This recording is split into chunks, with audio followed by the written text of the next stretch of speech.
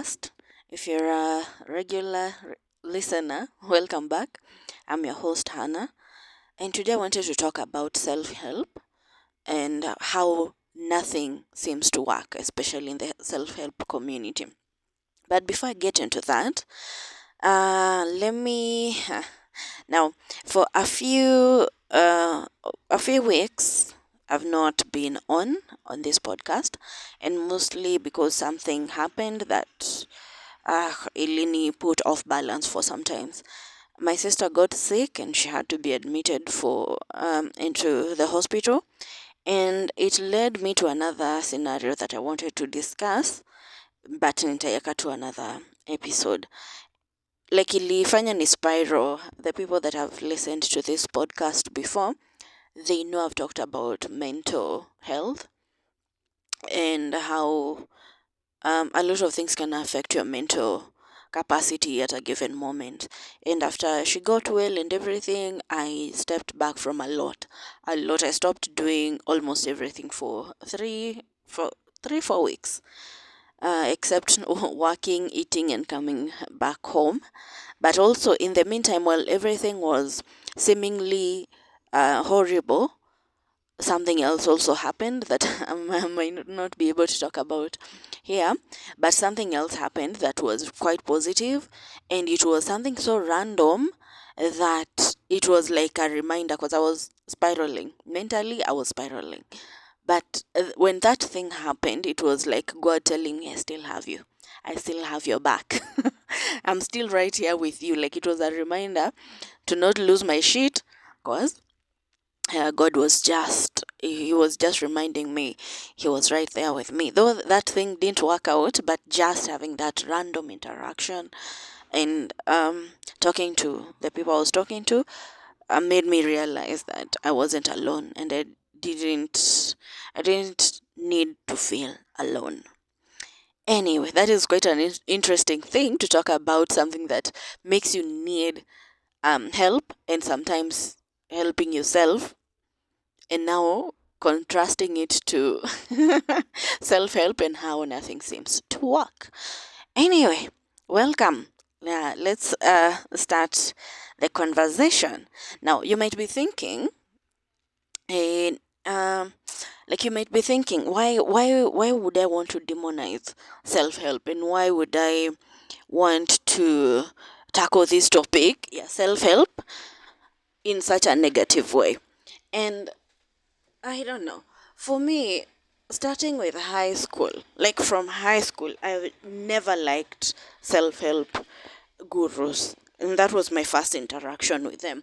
Unaona ile time mnaenda kukaribia sijui form 3, form 4, and then your principals wanaanza kuita watu wa self help to come, walikuwa naitwa motivational speakers, to come and help you, to come and talk to you so that you can get out of your zones and everything. I don't know. I used to hate those sessions. Majority of the time, you'd find me sleeping under the table. I don't know why. Like, I just had this negative reaction to them, and maybe I know why. But let me just give you my scenario. Given the stories I've discussed here before on this podcast about how I was raised, and how we went from having everything taken care of to going to a scenario where everything is going to shit, like everything is going to hell. Everything is just going to hell, and nothing seems to work out. And then mtu anakuja, like, umetoka your place, you're sleeping hungry, you don't know what to do, you're always anxious, you're always depressed, you're always worried, you don't have money, you don't have anything, like una mbele wala nyuma. And then someone comes and tells you, I was also at your position. Mimi nilikuwa kama wewe, but I made it. So you too, you will be able to make it if you focus on. And then you just seated there like, how am I supposed to make it again? Ebu rudi your story. How am I supposed to make it again? Because in my head, I was always like, unless you came to me and told me, say for example, your time I was in high school, and one of the biggest problems I was having was getting pocket money, getting fare to even go back to school, because my fees was already paid for by the scholarships. So the only problem ilikuwaga fees, na ilikuwa not fees, ilikuwa the pocket money and shopping money ya kubai. Even the transport to school, sometimes, most often than not, was a problem. So I'm sat there thinking, in my scenario, if I didn't put myself to work to get that 200 shillings, to get that 300 shillings, to get myself back to school, how is you coming to motivate me? Like, you're already meeting me at a place where I don't need your motivation. I don't know if I'm explaining this right. Like, already unanipata ndio hata ukuje uongee na mimi, you had to be paid to come to the school. Sometimes ulikuwa unasikia sijui amelipwa 20k 60k, like you had to be paid to come and unakuja kuni motivate aje? Like, what do you know about me? That was my attitude towards motivational speakers. Like, you're not with me, you're not motivating me when I'm back at home trying to find a way of getting fare to go to school. Umenipata nikiwa shule. Like, hii holiday, sasa hiyo ndo maswali nilikuwa najiuliza. Like, this holiday, let's say for example mmekuja motivate and then we're going back home for the holidays. Am I supposed to sit on your motivation for it to take me back home? Like, what am I supposed to do with that? That was my mentality towards it.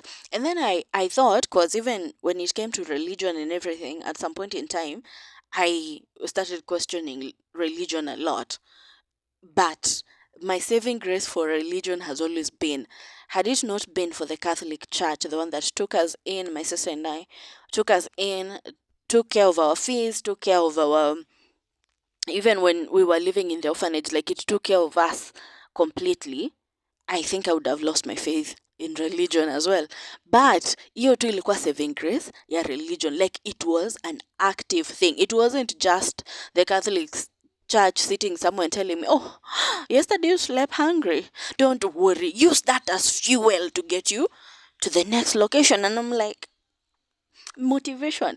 Anyway, I thought my attitude, it had changed, because even with religion, my attitude changed. But like I said, the saving grace was the Catholic Church stepping into my life. That was the saving grace. I still had my battles with the religion. So I thought that maybe at some point, I'm gonna change my mind towards self-help gurus.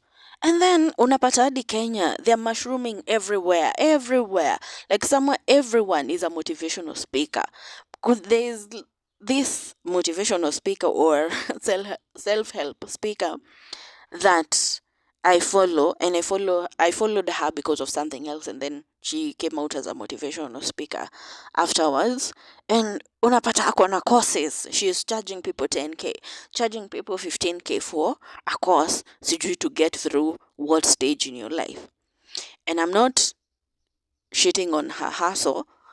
What I'm asking myself is, if I can be able to pay you 15,000 shillings, which means for me it's my disposable income, I wouldn't want to be in a scenario where this 15,000 shillings is between me and going mad, and then I'm using it to pay someone. So I'm thinking, even for these people that are paying motivational speakers, this, I'm hoping it is your disposable income. So if I'm at a position where I can pay you 15,000 shillings for a 3-hour session for you to show me how to grieve, I think I can.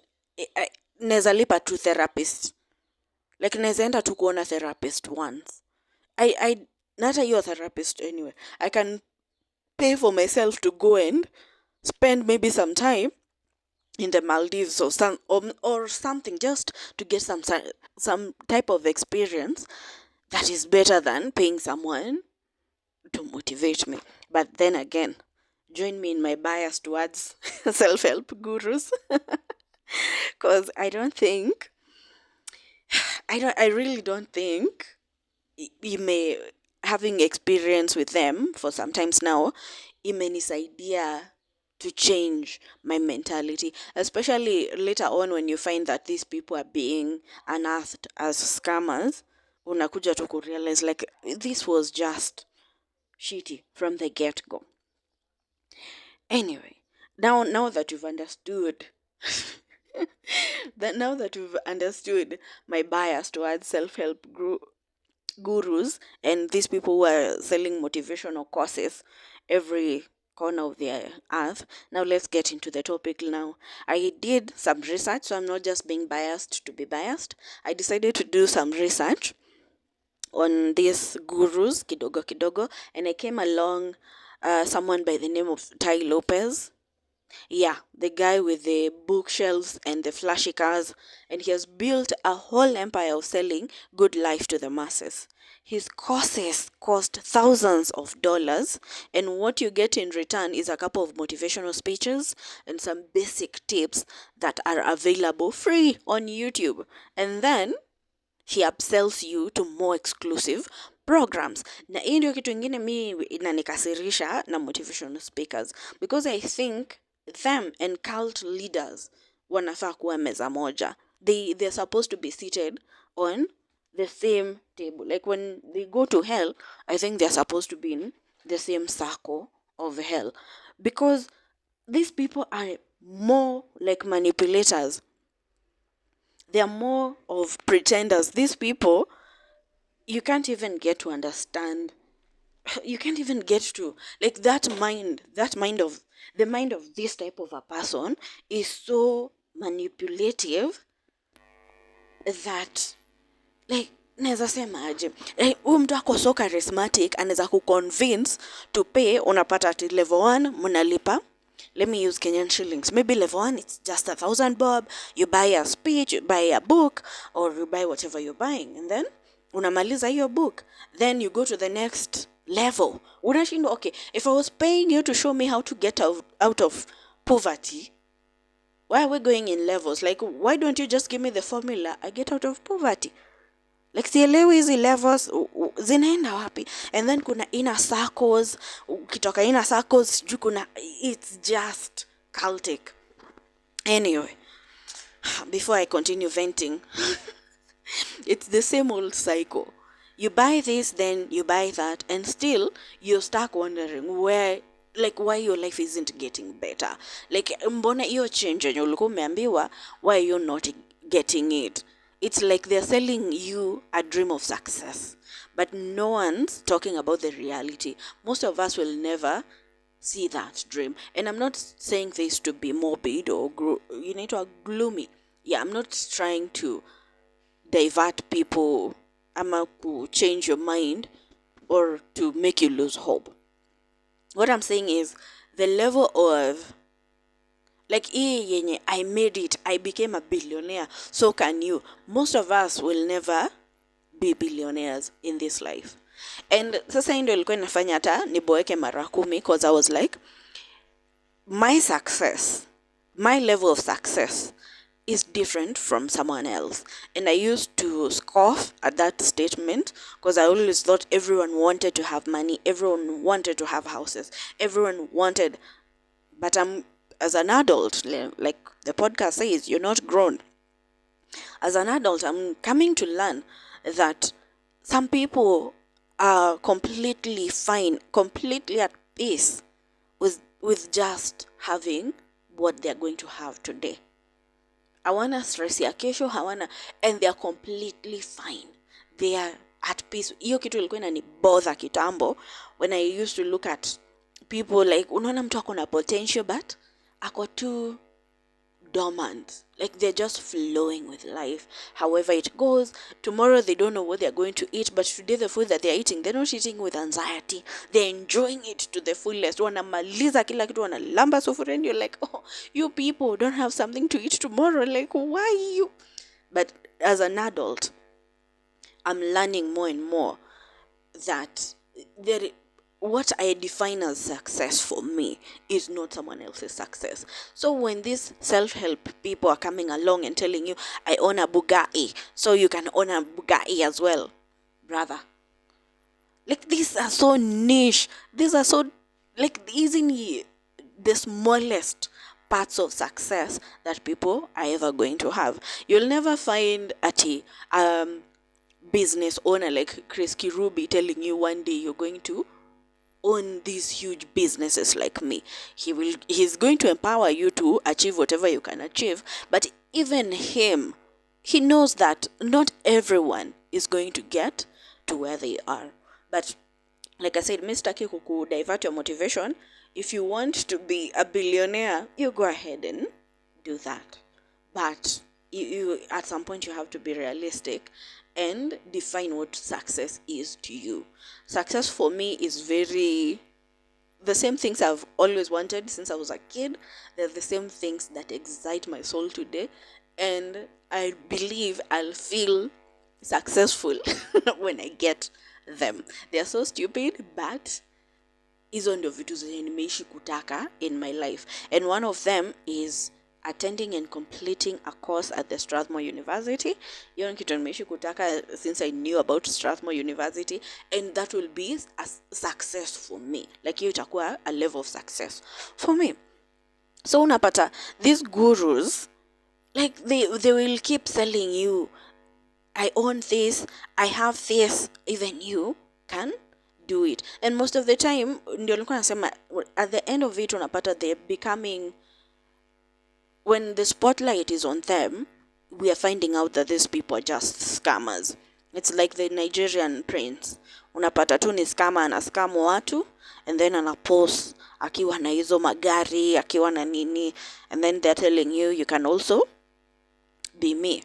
So these gurus, I've had to learn the hard way personally when it comes to these gurus. I have not spent any money on them, but when I was in high school, like I was saying, these motivational speakers often walikuwa wanakuja like almost every term, or kwanza after tumeingia form 3. They used to come like every term, and then you'd see us form 3 and form 4s, we are running up and down, following everything they're saying we do. But me in my head I was like, and then Sasa, the challenge was, you see, I'm still a child. I'm like, what if I don't follow them and then I end up failing? What if I don't follow what they're saying and then I end up failing? And what if I don't wake up early in the morning, like so early in the morning? Come some motivators were telling us, you have to wake up at 4 a.m. You have to go to bed at 12 midnight. Una study kabisa. That's how you're going to perform. And I'm like, brother, then kiamka before 5.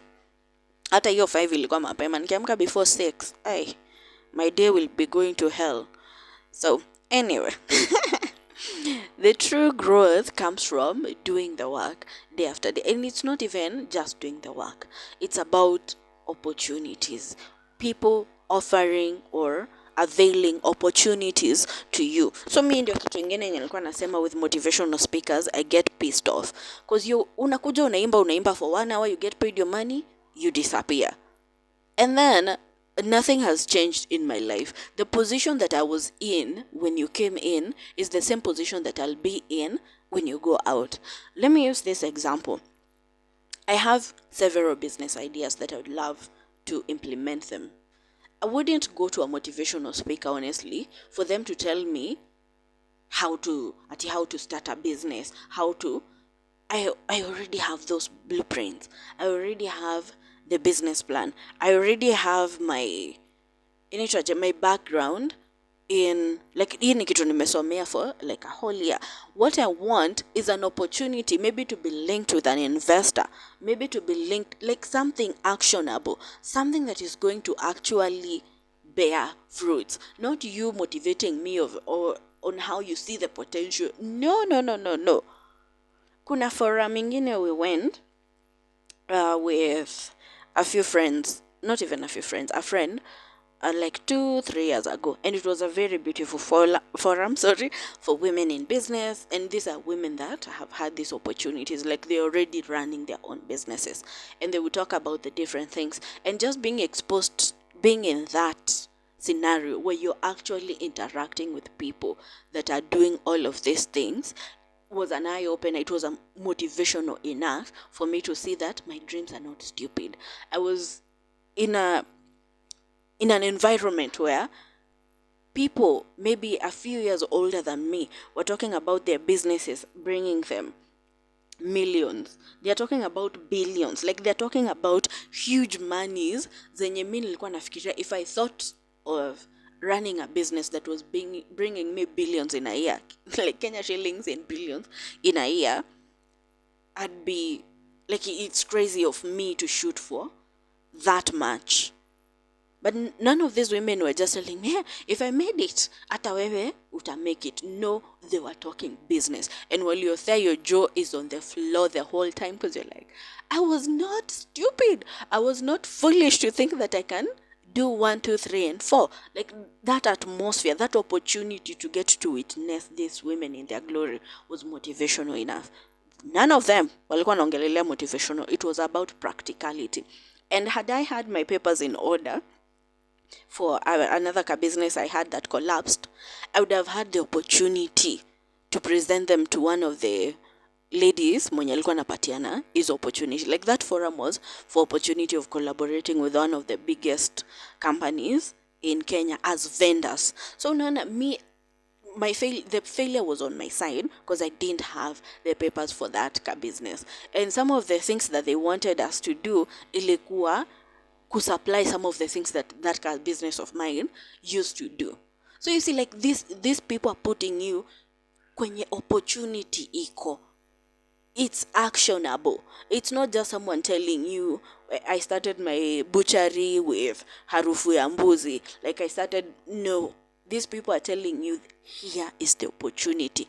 Jump on it. Start working on this. And I still feel foolish because I never took advantage of that opportunity, but it wasn't the right time. And I was also representing my current employer, so there was no way I could have gone above. Ingawa ingekuwa na any conflict with my position right now, but it wasn't something that would have been nice. So I never took advantage of it. But this is what I'm saying. Like, I can pay for that forum, to be part of that forum, because inakufungua macho. Like, huyu ni mtu anakufungulia mlango, anakuambia here, get in. But sasa motivational speakers, when it comes to them, like, at the end of the day, unapata tu, you have, like, they don't create opportunity. They don't connect you to people who can uplift you. Like, si ile ati kuku uplift na maombi, ni ile tu, they don't give you that push. You see, let me use another example that someone might find controversial. Someone like Caroline Motuko, by being herself, she has been a motivation to a lot of women. She has taught a lot of young girls how to be confident, how to stand up for yourself, how to walk into a room and own it. But akuna time, Caro, I think, will sit and start telling you, I was the marketing, I think, director for Radio Africa. Even you, one day, you're going to be. No. And for the people that have been able to interact with her, amewasaidia kupata opportunities, either to present whatever you're selling, if you're a content creator, to connect you to better opportunities. Like, she has done those things for the few people wenye mimi nimesikia interact na yeye. But I wouldn't say for a fact like she does that.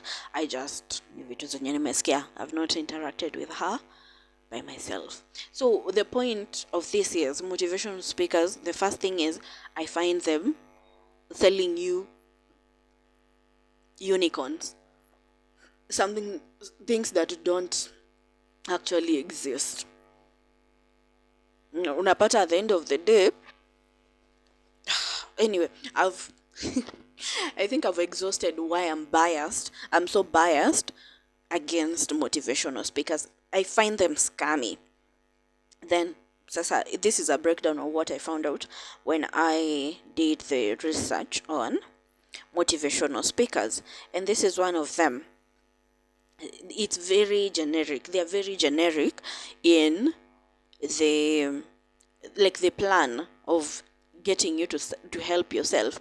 Kila mtu, like, every motivational book that you've ever bought, if you laid them on the floor, it's the same message.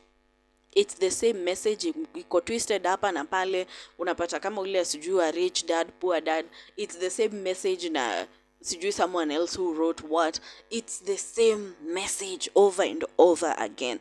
It's so generic, it's so broad, so unapata it does not tackle the, like, the specific, like the way I was saying, the specific needs of you, so that you can self-help yourself out of a situation. You can help yourself out of a situation. Ni generic, because they want at the top of everything, what they want is to connect with as many people as possible, so that every time you hear that story, you're like, this could be me, this could be me. So they don't even, unaona saa kama mtu akisema how they had a very horrible background na nini, their parent, these are general things that anyone and everyone can connect with. So already unapata uko biased towards this person, because you start rooting for them. You want them to be successful, because in an indirect way you're also rooting for yourself. You want yourself to be successful. Na hii inakuweka kwa hiyo nini, kwa hiyo mentality where you're open to receiving whatever these people are saying. And that is point one. They're very generic, they're very general. So unapata even when they're giving you the solution, ama the implied solution to your scenario, it won't work, because your problem is specific. It's very specific to you. Ama it won't work for majority of people, because they have specific issues. So for, like I said, for someone like me, I have the business ideas. I've done a bit of research. My bachelor's is in business. So unapata at the end of the day, I have all of these things. What I'm lacking is the opportunity to, the capital to now start them, like ile ya kuanzisha whatever you need to start off. Going to motivational speakers or paying someone money that I could be using to get my papers in order for the different businesses it's a waste. It's a waste, because at the end of the day, you'll be left there holding these books. You'll be left there with photos of the seminars that you went to, but you don't have actionable, tangible things to show and say this is what you got from buying these motivational books. The other thing was they over promote quick fixes. They over promote, like they sell you in it. It's euphoric, like talking to them, listening to them. They're very charismatic, and it's so euphoric because, like I said in the first point, they're validating you. They're validating where you are at that moment in time. I remember one of the motivational speakers that came to Gatero Girls and was speaking to us. Alikuwa something Janet. Like he used to call himself by his wife's name. I don't know the first name, but the last one ilikuwa Janet, na alikuwa anasema it's because he loves his wife and whatever. And his story was quite a story, because he was talking about the mom, I think, was a single parent, and then there were like 4 boys or something. I think 4 boys.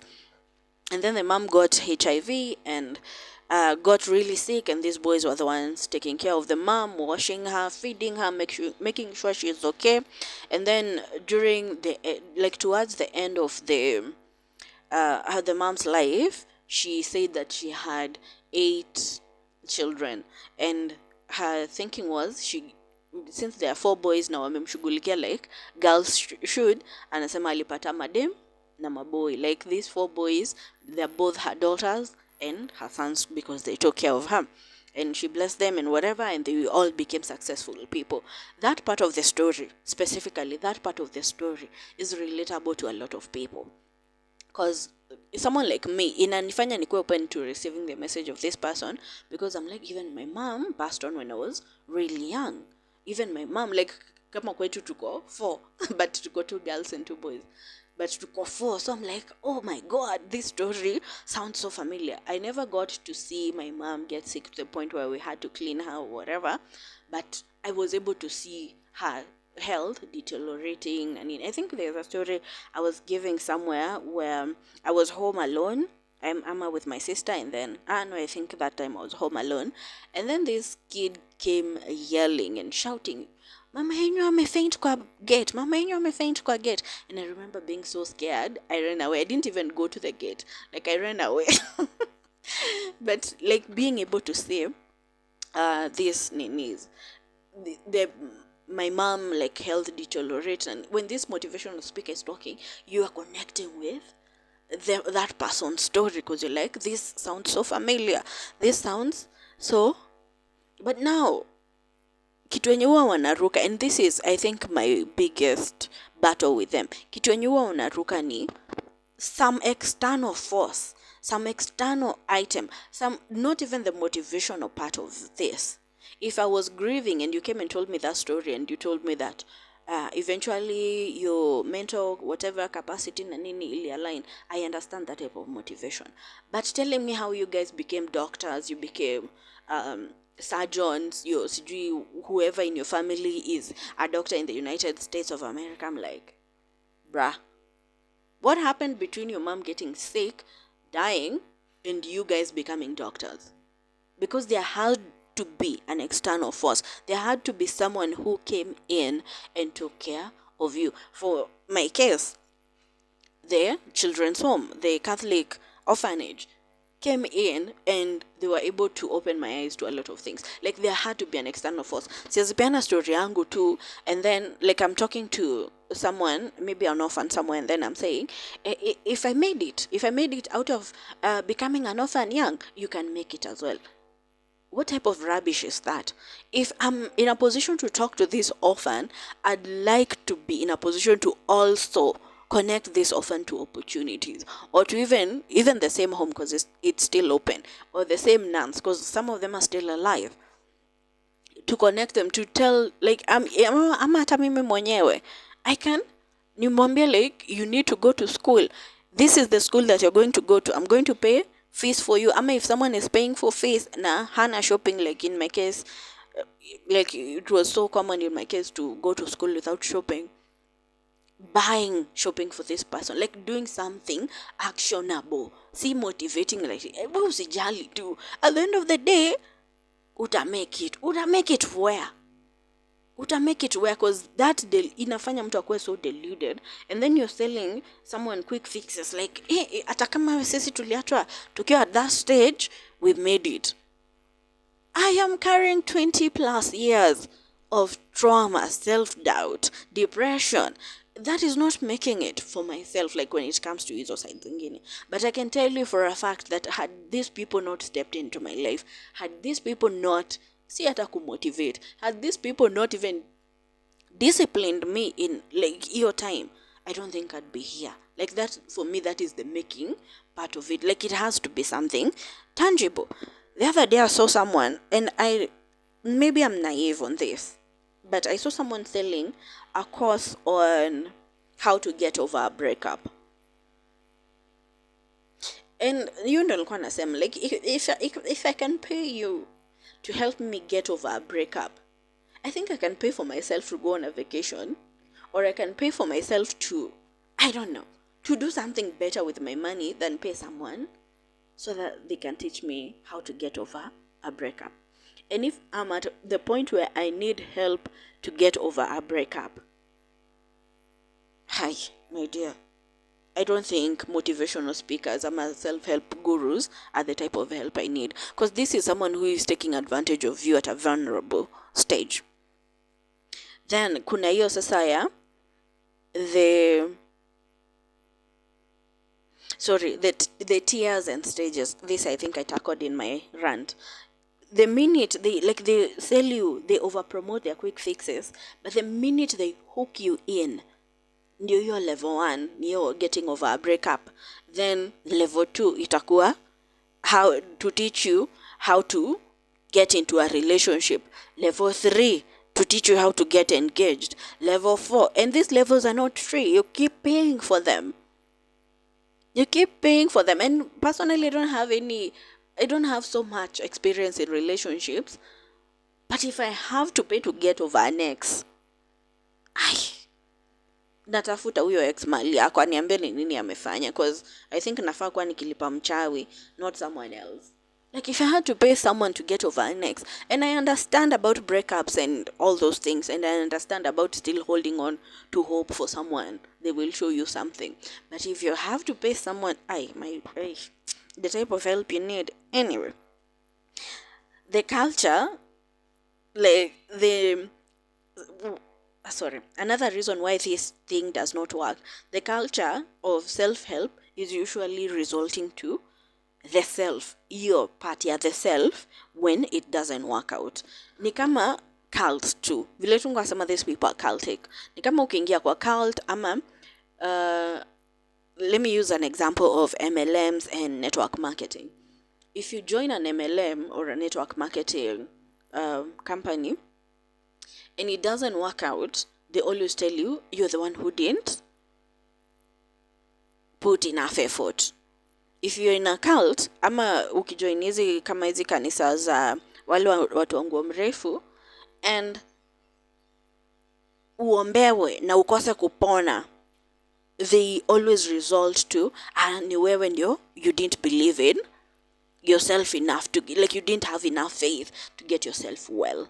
Na hii ndio the other challenge of self-help groups, because unapata they always result to you not helping, like wewe ndio utablemiwa at the end of the day, and that shame ndio inakufanya you continue staying in that state, buying the next book, rushing to the next year, rushing to the next event, like you're never eventually cured, like you'll never step out and say that I'm actually I've self-helped myself out of this scenario. Like you always unapata mtu sasa, kama watu tulianza in high school and they're still walikuwa fan wa motivational speakers, to date you still see them on their WhatsApp status posting the new book ya self-help ya someone, this self-help guru ametoa this seminar, they're going there. These things are not free, they're paying for them and they keep paying for them, and I feel like it's just anyway, like if it doesn't work out, it always goes back to you. Una guilt tripiwa, you're shamed into the next year. And then the other challenge, usually it's one size fits all. Like I said, and your blueprint, the guru is the blueprint. These people, most of them, they don't have any sort of training, they don't have any sort of psychological education ama psychiatric background, they don't have anything. Ni yeye and your experiences. Ndio alikuwa nasema, if I bought my shit well enough, my bullshit well enough, I could have been a motivational speaker. And I've had opportunities because I'm not afraid to talk about my background and where I come from. And when some people hear this, they're like, you should come and talk to this type of people. You should come and talk to my class 8. You should have had this type of opportunities before. And I always decline. But most of them, before if you get self-help, the reason I normally decline is because, like I said, I don't feel like I made it out, because I'm still battling with a lot. Like I said, when I started this episode, when my sister got sick, a lot of things happened within our family, like with the siblings.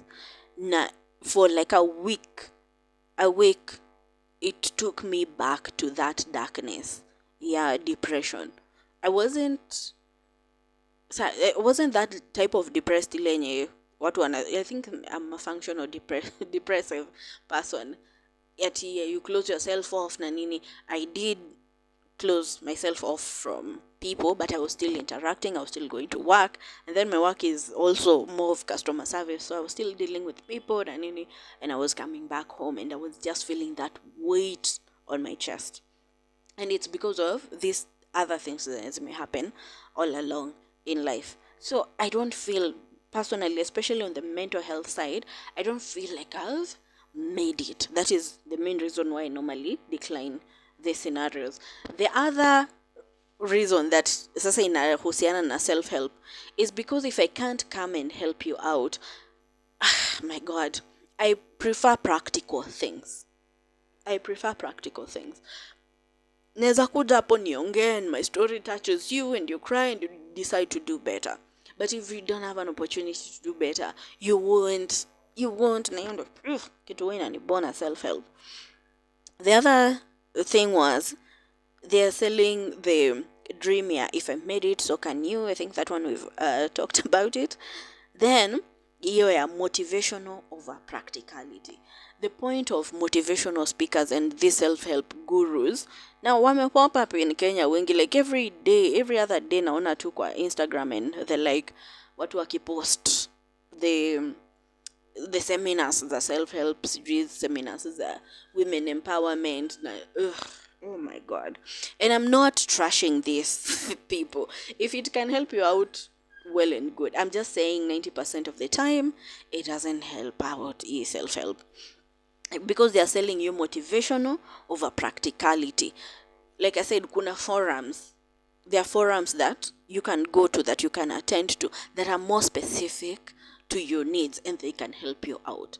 Unapata kama mse kama mimi wako kwa sales and marketing, there are forums za sales and marketing that you go to, and when you exit, it's like your whole mind imekuwa switched up, because you may realize kuna 1 2 3 4 things that you've not been doing in your career that can help you out. And one of them is the one that I did, and then that thing that I said, yeah, God, it's like God reminding you that He still has your back, happened.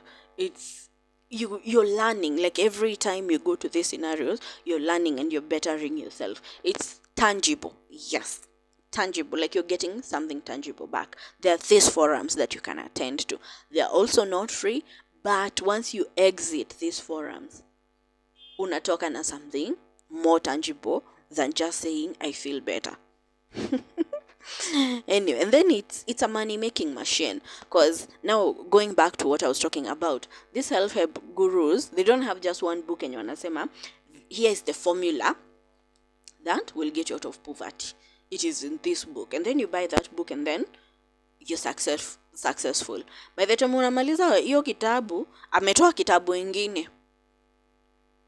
This is, kwanza kuna mwingine, I want to see if I can remember, where he has 4 books, na every book is a build up of the previous book. Like this is part 1 of how to get out of, my God, I wish I can remember his name. Like this is how to get out of poverty.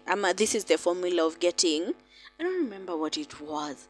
This is the way to success. Then hiyo ilikuwa book 1. Then book 2 bado ni the way to success, but with 1 2 3. Then book 3, the way to success, but through 1 2 3. The way, like zote, where I don't remember where I was seeing that when I was researching these stories, and I should have written it down. Yeah, like books zote nne ni the same heading, the same topic, but iko na ka twist kadogo, iko na ka twist. So you're like, what are we doing? What are we doing here? What are we doing here? If I find it, I'll include it in the bio. Anyway, the other thing was the cognitive dissonance. Sometimes when we are in this, I don't blame the self. I don't blame you as a person for needing that interaction with someone. Sometimes when we are going through this type of problems, it can feel so isolating that the minute you're able to connect with people, like people who, let me use this negative statement, who are able to confirm your delusion, not even your delusion, like the part of you that wants to connect with people is not the wrong. There's nothing wrong with it, because at the end of the day, unapata when you're in these problems, when you're suffering, let me use my background again, like someone with my background, it's so easy to sort of separate the problem from you. Like unai sanaweza semaje, let me define cognitive dissonance.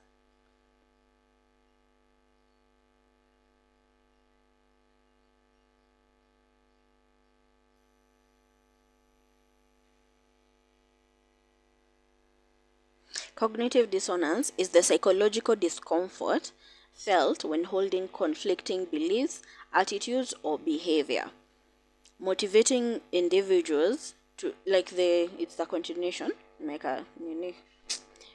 Cognitive dissonance is the psychological discomfort felt when holding conflicting beliefs, attitudes or behaviors motivating individuals to resolve the inconsistencies by changing their beliefs or behaviors to restore harmony. Mse kama mimi, someone who has gone through the problems or the issues that I've gone through before, if I got to a point, see, right now my mentality is I have to work it out. I have to put myself in positions where I'm able to connect with people that are going to give me better opportunities to connect now to the right kind of people. Like the other day, I was discussing a business idea with someone else, and they didn't have the funds, but they were like, "But I know someone who could." Who I could get this proposal to, then they can invest or something like that. Like that type of thinking is the thinking that I have. But when you've joined these self-help groups, and everyone is like, if you pray, if you have hope, if you have enough fuel in you, you're going to make it through. Inakuwa something problematic. Like it becomes problematic to the point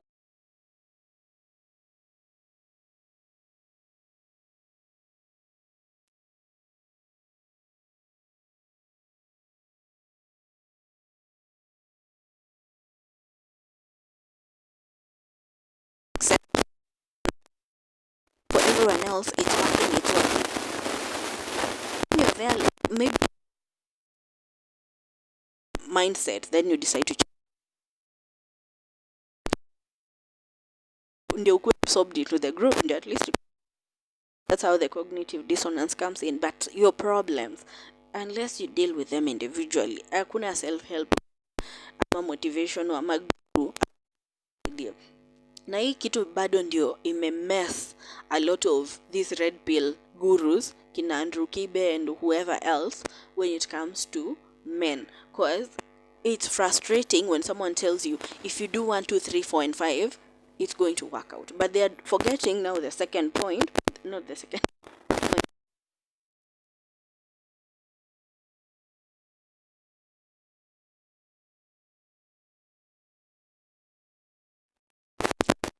You have to be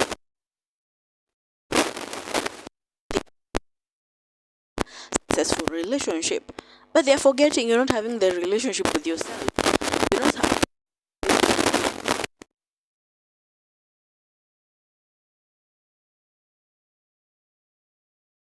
only different thoughts.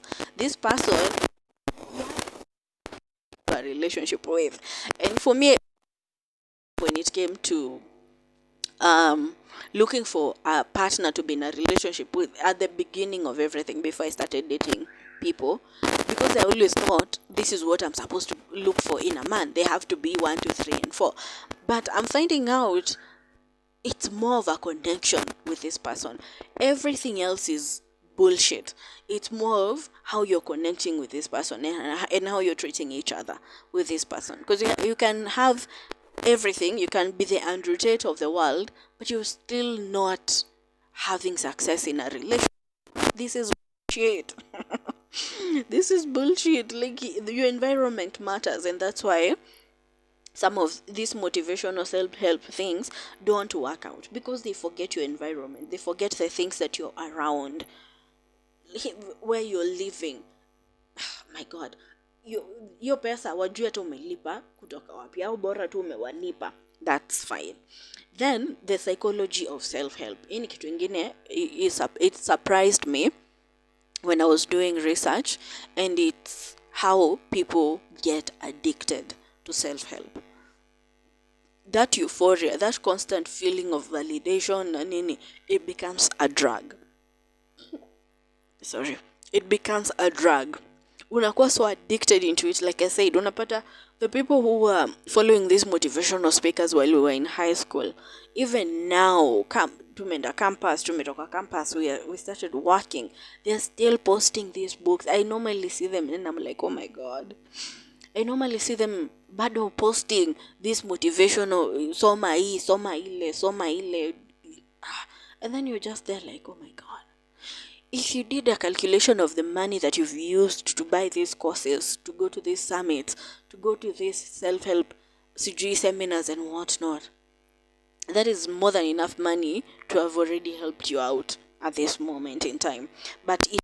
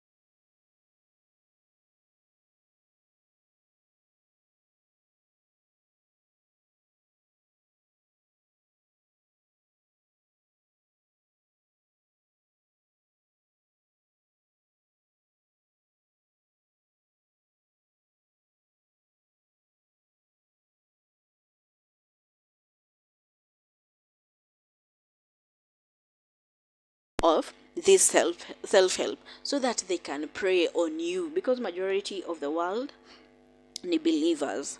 And then finally the my issue another issue I have with self help is, no matter what, anything that happens to you while you're in this, when you feel financially taken advantage of, when you feel financially manipulated, when you feel psychologically manipulated, you don't have legal recourse. You can't go and sue this person. You can maybe kwa civil court, but hata utaprove aje ati alikuitisha ido, utaprove aje ati kuna hizi damages, because at the end of the day this guy will say, I only spoke, I didn't do anything. So at the end of the day, this is like hakuna accountability. Even when it comes to religion, hakuna accountability. Yeah, some of these scenarios or issues that they put people through. And that is the other issue I have the other reason I have a problem with self-help groups. And I think I have talked and talked and talked and vented, and what I'm going to end, oh my god, we are 55 minutes in. What I'm going to end this with is the same way my bias towards religion, because it was negative at some point, and now I have some understanding, some level of understanding of why religion is important. And that understanding comes in this form. Religion has continuously been used by people as a source of comfort, as a source of joy, as a light of hope, and as a way to move on in life, and as a guide peer to move to enjoy life. And life is so boring, it's so mundane. And if this self-help guru or group or book or whatever it is for you is a source of comfort, a source of light, or a source of whatever, I'm not judging you. I'm not saying that what you're doing is necessarily wrong. I'm just saying what these gurus do is not right majority of the time. And if you can't live without it, I understand. I completely understand. What I would wish for you is you get an opportunity to get an outside force that will help you out, like will give you tangible results. But if self-help is your way out, you've got to use it. You've got to use it. At the end of the day, there's nothing I can do or say to you to help you out of this scenario if self-help is the way out for you. So I'm not judging you. I'm just giving my critique of the gurus and of their products, not the people that follow them, not the people that pay for these courses, not the people that go to these seminars. I'm not judging the people, because like many of us, myself included, would want to be at a point where we feel safe. We would want to be at a point where we are hopeful. We would want to be at a point where we are affirmed. And people take advantage of that. And these gurus, for me, they feel vultures. They feel vulturous. They feel like vultures. Ugh, I don't trust them.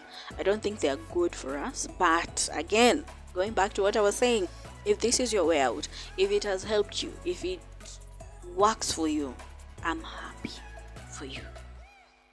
Thank you for listening, and I'm hoping that Q2, Q2 with this episode is going to be awesome, just the way last year and beginning of this year was.